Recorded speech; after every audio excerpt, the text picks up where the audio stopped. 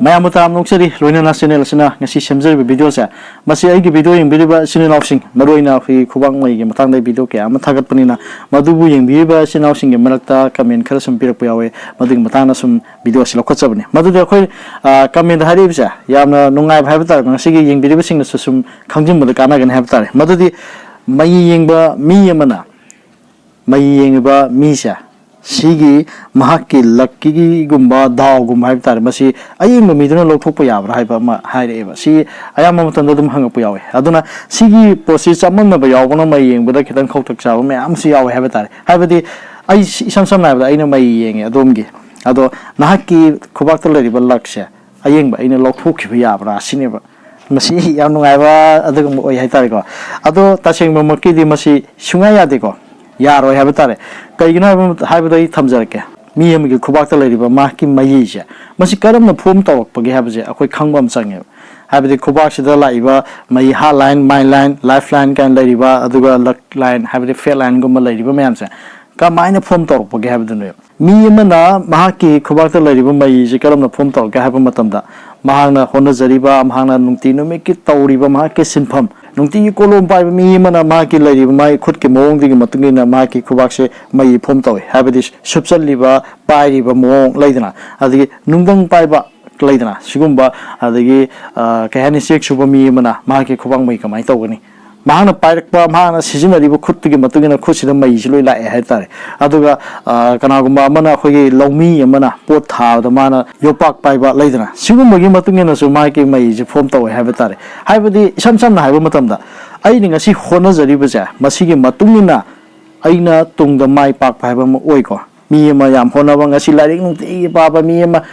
Mamagi Perkari or Kodore Maza, Larishan, the Togan, Tina Pajana Tauranga, my result of them one alive. I do the Chaman habitat of Major Lakadoja. Have the Ainutigi Mitori, but Kodingi, I give Major, Pomtor Kodineva. Coach Supagi, Hamala, Supazima Matungina, Subsan Bazimatugin, my Major, Pomto habitat, Chamson habitat. Aduna,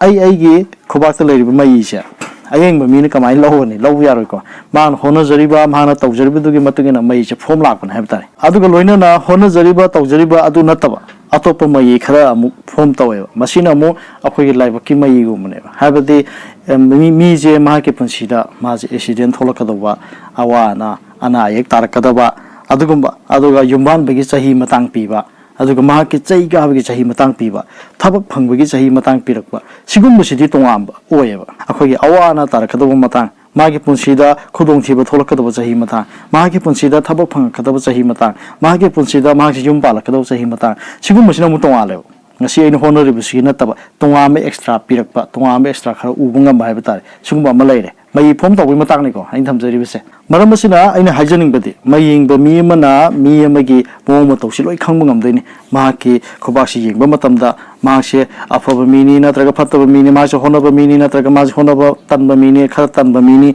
Laidana, Suguma Kangum Dini, Adugi extra, Maki, Awana Tarakadova, Maki, Tabakang, Matang or Laidana, Mahaki, Sigi Tabakshita, Grishanagani, some of the Maki business double me money, Adunatragamashi, Gomez of Pangadaba me money, Suguma Mayam's man Kangungame, Maramasina, Akogi Maying, Haydn Kalava, Adom Habitat, Adu Bitaragati Hana, Karigumakari Yang Bia. Have the Yang of a Misida, a young Mishina, Mahana result Pirapamatanda, Naki Pascu about result Karapira. Adugi result Matungina, Pascu result is Chumba. Naki consider talk about all the water. Laidana, Siguma Matang, the man Harakpa, Aduganaki, Kahani, Akogi, personality habitat, my Momoto, Masika Maito, Mogul Laidana, Siguma Matang Harakpa, Sumba habitat, Sigumus in Hanak Sukanganiva, have the past to talk about the Hana, the Kangdin at open Kangarso, Adu Maying the Midden Harapatam Sumova, Adu Tadamana Fisher Harakpa, Zukaradum, Tazabayari habitat, Adugalina, Maying Bamishina, Hoki, Simazu, Okena, Singabay, Tazaba, Kanzabaya habitat, Hamadika in Hamutamda, Nahaki Puchi the Tolakatava, Apava, Toto Wato. Laidana, Natragan Haki Punsida Tolakadava, Kudong Tiva. Sigumba Kayas, Mana Haidu Pitrava. Mana the Kanjala Haitare, Mahaka Sita or the Sanaga of a mini, Mazi business stock with the Mazi Sanaga of a mini, Pasha Pai of a mini, although Masi business stock of the Miji, Nang business sanity, Nangadu Gomens of Tanagadavani. government job mai pidaba miduda nang government job tanagadabane mana haijilagadi miji magi punsije lamang hanba ma yauduni samamna mamadi yaugani ba isam samna iseng seng haiba targade sigum amasu laiba aduga mahaki punsida lakadaba chaika ba chahi matang haiba am lakani ko adugu mududi mana pana haijilasu yaro nang sige matang jida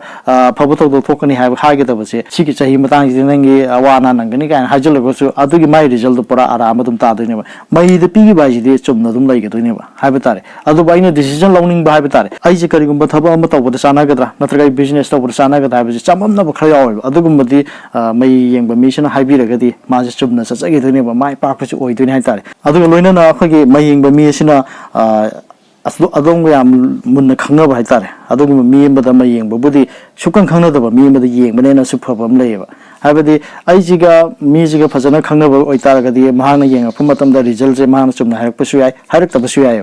karigum khara digi habitar sima khoina khangjimba khara darkar lai aduga sukang khangdaba mi amada adomda mai yengbai tagadi bangonda mana phaba haigera phattaba haigera achumba haigera aram haigera mai yengeba mi habitar yengeba mi palmisto bangonda tongjaba karisu laiti adu ma gi mangjabadi me am lai kaigino haiba matamda samsamna haibada mai yengba mi sina mahasina ningthina phajana chumna haira agadi achumba nga thu oira agadi ayengba mi duna माकी मरुप Singh मयाम दा higher कदोइने ए माने येंबसे चुम्मी भजना हाइरे याम चुम्ना हाइरे थाजदना समाइन हाइरे इन हाइदिने अदुना मागी friend circle मयाम सो हजिके अयेंग मिदु लागा दुम येंगल ए हाबे तारे मरमसिना अयेंग मिसिना येंगिब मिदुगा खंग खंगदबा हाइतारे हाइदि मिटोब हाइतारे अदुगुम मी अमदा मै येंगबदुना heinous अचुम्बो ओय हाबे तारे समाइना थमजगे अदुगा लोइना हाइनिंगबा मना अखोगे मै येंगबसे मसि करिसु नति मिना हाइनाबो याविको खुबा यावदबा खुद यावदबा मी म कमाइ तौदिनो मी येंबसे बिचानबा याब्रा कान हाइबि यावेबको अदो आइना हाइजनिंग बमदि खुबांग मै येसे करिनो हाइबसे हाइबि मिदुन मुन्न खंगदबगिनेबा खुबांग मै येजे समसमना हाइबदा मिंगसेल गुमनेबा आइगी नोमदा आइना आयु होगलागा येंगिबा मिंगसेनजे आइ हक्सांग कइ तौ आइजे मोट प्रा खोपरा आइजे समजि कमाइ तौरि सिगुम्बा अखोइदे खंगलिबा अदुगुम्बा मिंगसेलजे सिगा चमानाइबा खुबासे खुबाचे नाइजे लाइबक लेपकनि हाइबा नति खुबाचे द लेरमिबसिदि आइगे तुंगदा लाकदबा आइगे ममांगदा लाइखेबाजे खरा महान खरा पिरमे हाइबि वानेबा आइगे समसम ngasai so ममांग थमजगरे को नुंतिगैन होनरिबा थबक सिंपमदिग मतुंगिना तुंगदु रकदबदि लेपे हाइदुनेबा अदो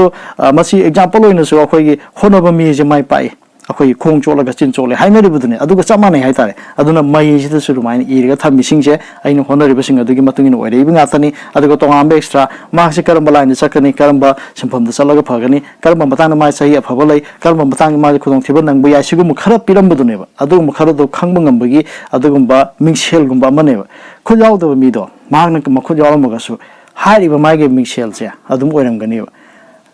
मिंगसेल लैतबा मी अमगुम्बने हाइतारे सम समना हाबि खुद यावदबा मिसे अदो मागी पुंसिगे माइ लाइफ क्वेनदि मागे तबम थोपा मागे ओइरकदबा थोपदुदि अदुम यावरगा माइ मसागी ओइना लैजगनि हाबतारे ओहो मलैतेबा खुद यावदि हाइदना माइ पुंसि लोइबा नतेबा सम समना अमुसु हाइरबदा अखोइगे लाइरिक अमा लैरे लाइरिसिगे मनुंग यावरिबा कंटेंट सिंगजे अखोइना पारुदबिदा ममांगदा खाइ ममांग यावरिबा कंटेंट आइना यावरिदना एस चैप्टर सिदा सी यावी पेज दा दु यावी अदु मरमदो खितंग दा हारमिदना ए सिगे मरमदा सी हाइ सी लेसन जिना सीनी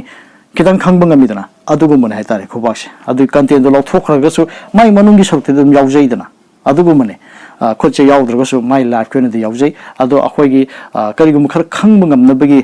अखोइगी कयानि लाइन पेरम बाइगद्रा अदुगुम्बा अमने हाबतारे समसमना अखोइगी खितंग लाइहन बाइबतारे पांजीगी यंग फमतमदसु कोथि लैतबा मी अमगुमने कोथि मांगेबा मी अमगुमने मसिने खoi खबांग मैगे मतंगदा अयान सुम थेंगना जरपा अयान सुम मांगलि सुम यंग पमरमना आइगे सब्सक्राइबर कया अमना थाजबिदुना अगोंदा खबांग मै यंग बियोना हारकप मै आम लयदुना मखोइगे रिजल्ट मै आमै इरगा अदगे PDF format same same result पी हाबतारे अदुगा आइना रिजल्ट पीगे बसिंगदा बरक ताबतारे मागे पास थोकेबा अमा सुम मै ला हाजरमगे माके पास तो थोकेबा इसम समना हाबदा अहाना नुपी अमगे येंगे माके येंगबा मतमदा माके रिजल्ट जे अहाना माके मेरेज लाइन गे मतंगदा मा पी हाबतारे मेरेज लाइन गे मतंगजिदा महाना देंगोदा मासे सिंगल ने हायबा हाइदि मासे मयुम पांद्रीना दमाय हायर पिसलक पाइतारे अदुबाइने रियेगम मतमददी सही मतंगजे मा हौजिक लरिबजे सही कुंथा मंगानी अदुगा मासे मयुम पांद्रीना हाइबिरेबा अदुदा अैन येंगबा मतमददी मयिददी मासे सही कुमंगा मा कई मा दाइदा मय युम पानगिबे मय मा लैबा हाइतारे अदुना हाइबा सही मतंगजिदा नंग युम पानखिबा अदुगुम्बगी युम पानबा याबगे मता अमदि ओइखि ꯑꯗꯨꯕꯨ ꯑꯀꯣꯝꯕꯗꯕꯨꯗꯤ ꯃꯌꯦꯛ ꯑꯃꯃꯨꯛ ꯂꯩꯌꯦꯕ ꯑꯗꯨꯒꯤ ꯃꯇꯥꯡꯗꯁꯨ ꯅꯪ ꯑꯃꯨꯛ ꯍꯟꯅ ꯌꯨꯝ ꯄꯥꯟꯕ ꯌꯥꯏ ꯅꯠꯇ꯭ꯔꯒ ꯃꯃꯥꯡꯒꯤꯁꯤ ꯀꯔꯤꯒꯨꯝꯕ ꯅꯪꯅ ꯌꯨꯝ ꯄꯥꯟꯗ꯭ꯔꯤꯕ ꯑꯣꯏꯇꯥꯔꯒꯗꯤ ꯅꯍꯥꯛꯅ ꯍꯥꯟꯅ ꯈꯪꯅꯖꯔꯝꯕ ꯑꯃ ꯑꯣꯏꯔꯝꯕꯁꯨ ꯌꯥꯏꯅ ꯑꯩꯅ ꯑꯗꯨꯃꯥꯏꯅ ꯔꯤꯖꯜ ꯄꯤꯌꯦꯕ ꯑꯗꯨꯗ ꯃꯥꯁꯦ ꯉꯛꯑꯦ ꯍꯥꯏꯕ ꯇꯥꯔꯦ ꯃꯥꯅ ꯄꯥꯎ ꯐꯥꯎꯔꯛꯑꯦ ꯌꯥꯝ ꯊꯥꯖꯗꯦ ꯌꯥꯝ ꯉꯛꯑꯦ ꯑꯩꯁꯦ ꯁꯤꯡꯒꯜꯅꯦꯅ ꯑꯩ ꯍꯧꯖꯤꯛ ꯍꯧꯖꯤꯛ ꯂꯩꯕꯗꯨꯒꯤ ꯁꯤꯡꯒꯜꯅꯦꯅ ꯍꯥꯏꯖꯈꯤꯕꯅꯤ ꯇꯁꯦꯡꯕꯒꯤꯗꯤ ꯑꯩ ꯌꯨꯝ ꯄꯥꯜꯂꯨꯔꯦ ꯑꯗꯨ ꯑꯩ ꯈꯥꯏꯗꯣꯛꯅꯔꯒ ꯂꯩꯕꯅꯦꯅ ꯑꯗꯨꯃꯥꯏꯅ ꯐꯣꯡꯗꯣꯔꯛꯑꯦꯕ ꯍꯥꯏꯔꯤꯕ ꯆꯍꯤ ꯃꯇꯥꯡ ꯌꯥꯝ ꯆꯨꯝꯅ ꯍꯥꯏꯕꯤꯔꯛꯑꯦꯅ ꯑꯗꯨꯗꯒꯤ ꯃꯥꯁꯦ ꯌꯥꯝ ꯊꯥꯖꯕꯗꯒꯤ ꯃꯥꯒꯤ ꯀꯩ ꯍꯥꯏꯅꯤ ꯊꯥꯖꯕꯗꯨꯒꯤ ꯃꯇꯨꯡ ꯏꯟꯅ ꯃꯌꯥꯝꯗ ꯌꯦꯡꯍꯟꯗ ꯈꯣꯠꯍꯟ ꯇꯧꯕꯗ ꯃꯥꯏ ꯃꯃꯥꯟꯅꯕꯤ ꯃꯌꯥꯝ ꯌꯦꯡꯕ ꯈꯣꯠꯄ ꯏꯃꯨꯡ ꯃꯅꯨꯡ ꯌꯦꯡꯕ ꯈꯣꯠꯄ ꯃꯌꯥꯝ ꯂꯥꯛꯑꯦ ꯍꯥꯏꯕ ꯇꯥꯔꯦ ꯃꯩ ꯌꯦꯡꯕꯁꯦ ꯃꯇꯝ ꯈꯔ ꯆꯪꯉꯦ ꯃꯇꯝ ꯆꯪꯕ ꯍꯥꯏꯕꯗꯤ ꯑꯩꯈꯣꯏꯒꯤ ꯀꯩ ꯍꯥꯏꯅꯤ ꯃꯥꯒꯤ ꯑꯩꯅ PDF ꯐꯣꯔꯃꯦꯠꯇ ꯁꯦꯝꯕꯅꯤꯅ ꯅꯝꯊꯣꯛ ꯅꯝꯖꯤꯟ ꯈꯔ ꯇꯧꯋꯦ ꯀꯝꯄ꯭ꯌꯨꯇꯔꯗ ꯀꯩꯗ ꯊꯥꯖꯤꯜꯂꯒ ꯑꯗꯨꯃꯥꯏꯅ ꯇꯧꯔꯒ ꯔꯤꯖꯜ PDF ꯄꯤꯅꯩ ꯍꯥꯏꯕ ꯇꯥꯔꯦ ꯑꯗꯨꯒ ꯑꯩꯍꯥꯛꯀꯤ ꯑꯣꯏꯅ ꯍꯥꯏꯖꯅꯤꯡꯕ ꯑꯃꯅ ꯑꯩꯒꯤ ꯁꯕꯁꯀ꯭ꯔꯥꯏꯕꯔꯁꯤꯡꯅ ꯌꯨꯝꯗ ꯂꯥꯛꯑ ꯌꯦꯡꯒꯦ ꯍꯥꯏꯕ ꯃꯌꯥꯝ ꯌꯥꯎꯋꯦ ꯑꯗꯣ ꯑꯩ ꯌꯨꯝꯗꯗꯤ ꯑꯗꯨꯃꯛꯇꯤ ꯌꯦꯡꯖꯗꯦ ꯍꯥꯏꯕ ꯇꯥꯔꯦ ꯑꯣꯟꯂꯥꯏꯟꯒꯤ ꯊ꯭ꯔꯨꯗ ꯌꯦꯡꯅꯕꯅꯤ ꯑꯗꯨꯅ ꯚꯤꯗꯤꯑꯣꯒꯤ ꯗꯤꯁꯀ꯭ꯔꯤꯞꯁꯟ ꯈꯨꯗꯤꯡꯗ ꯑꯩꯒꯤ ꯂꯤꯡ ꯑꯅꯤꯈꯛ ꯄꯤꯕꯅꯤ ꯑꯃꯅ ꯐꯦꯁꯕꯨꯛꯀꯤ ꯑꯗꯨꯒꯨꯝꯕ ꯑꯩꯒꯤ ꯃꯅꯤꯄꯨꯔ ꯃꯤꯔꯔꯒꯤ ꯄꯦꯖ ꯑꯃ ꯑꯗꯨꯒ ꯂꯣꯏꯅꯅ ꯑꯩꯒꯤ ꯏꯟꯁꯇꯥꯒ꯭ꯔꯥꯝꯒꯤ ꯑꯩꯈꯣꯏꯒꯤ ꯄꯥꯔꯁꯣꯅꯦꯜ ꯑꯦꯀꯥꯎꯟꯒꯤ ꯂꯤꯡ ꯑꯃꯒ ꯄꯤꯖꯕꯅꯤ ꯃꯗꯨꯒꯤ ꯈꯨꯠꯊꯥꯡꯗ ꯂꯥꯛꯄꯤꯌꯨ ꯑꯗꯨꯒꯤ ꯈꯨꯠꯊꯥꯡꯗ ꯄꯥꯎ ꯐꯥꯎꯅꯔꯕ ꯃꯇꯨꯡꯗ ꯀꯃꯥꯏꯅ ꯇꯧꯒꯅꯤ ꯀꯔꯝꯕ ꯃꯑꯣꯡꯗ ꯌꯦꯡꯕ ꯌꯥꯕꯒꯦ ꯍꯥꯏꯕꯒꯤ ꯃꯇꯥꯡꯗꯣ ꯑꯗꯨꯗ ꯑꯗꯨꯝ ꯄꯥꯎ ꯐꯥꯎꯅꯁꯤ ꯍꯥꯏꯗꯅ ꯍꯥꯏꯖꯔꯤ ꯑꯗꯨꯒ ꯂꯣꯏꯅꯅ ꯑꯩꯒꯤ ꯔꯤꯖꯜ ꯄꯤꯕ ꯉꯝꯗꯕ ꯍꯥꯏꯇꯥꯔꯦ ꯑꯩꯈꯣꯏ ꯈꯨꯕꯥꯛꯃꯩ ꯔꯤꯖꯜ ꯄꯤꯗꯕ ꯃꯌꯥꯝ ꯑꯃ ꯂꯩꯔꯤ ꯍꯥꯏꯕ ꯇꯥꯔꯦ ꯑꯗꯨ ꯑꯩ ꯌꯥꯝ ꯊꯨꯅ ꯑꯗꯨꯝ ꯂꯣꯏꯁꯤꯜꯂꯛꯅꯕ ꯍꯣꯠꯅꯖꯔꯤ ꯍꯥꯏꯗꯅ ꯑꯗꯨꯝ ꯑꯩ ꯔꯤꯀ꯭ꯋꯦꯁ ꯇꯧꯖꯔꯤ ꯈꯤꯇꯪ ꯉꯥꯏꯃꯤꯟꯅꯁꯤ ꯍꯥꯏꯗꯅ ꯍꯥꯏꯖꯔꯤ ꯉꯁꯤꯒꯤ ꯑꯣꯏꯅꯗꯤ ꯚꯤꯗꯤꯑꯣꯁꯤ ꯃꯇꯥꯡ ꯁ꯭ꯋꯥꯏꯗ ꯂꯣꯏꯁꯤꯟꯖꯔꯒꯦ ꯍꯥꯏꯗꯅ ꯍꯥꯏꯖꯔꯤ ꯚꯤꯗꯤꯑꯣ ꯌꯦꯡꯕꯤꯔꯤꯕ ꯏꯆꯤꯜ-ꯏꯅꯥꯎꯁꯤꯡꯕꯨ ꯆꯦꯅꯦꯜ ꯑꯁꯤꯅ ꯍꯥꯏꯅꯤꯡꯉꯥꯏ ꯂꯩꯇꯅ ꯊꯥꯒꯠꯄ ꯐꯣꯡꯗꯣꯛꯆꯔꯤ ꯃꯃꯥꯡꯗꯒꯤ ꯃꯩꯒꯤ ꯃꯇꯥꯡꯗ ꯚꯤꯗꯤꯑꯣ ꯁꯨꯝ ꯁꯦꯝꯖꯔꯛꯄ ꯃꯔꯝꯅ ꯍꯥꯏꯔꯤꯕ ꯁꯤꯒꯤ ꯃꯇꯥꯡꯗꯁꯨ ꯉꯁꯤꯒꯤ ꯚꯤꯗꯤꯑꯣꯁꯤ ꯂꯧꯈꯠꯆꯕꯅꯤ ꯍꯥꯏꯗꯅ ꯍꯥꯏꯖꯔꯤ ꯌꯦꯡꯕꯤꯔꯤꯕ ꯈ꯭ꯋꯥꯏ ꯄꯨꯝꯅꯃꯛꯄꯨ ꯑꯃꯨꯛ ꯍꯟꯅ ꯊꯥꯒꯠꯄ ꯐꯣꯡꯗꯣꯛꯆꯔꯤ ꯀꯪꯂꯩꯄꯥꯛ ꯏꯃꯥꯅ ꯌꯥꯏꯐꯔꯦ